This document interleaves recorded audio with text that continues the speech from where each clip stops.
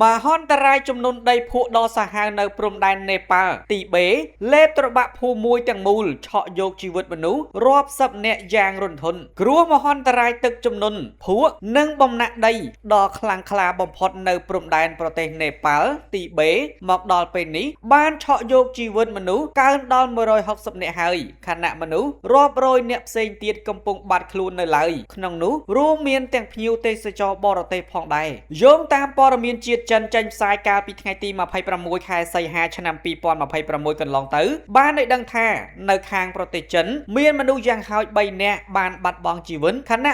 264នាក់ផ្សេងទៀតកំពុងបាត់ខ្លួននៅឡើយដោយឡែកនៅខាងប្រទេសនេប៉ាល់វិញរកឃើញសាកសពជនរងគ្រោះចំនួន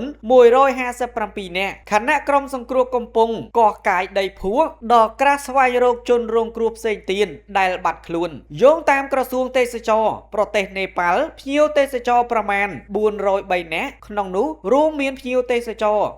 341នាក់បច្ចុប្បន្នកំពុងបាត់ខ្លួននៅឡើយក្នុងចំណោមជនរងគ្រោះដែលបានបាត់ខ្លួននោះមាន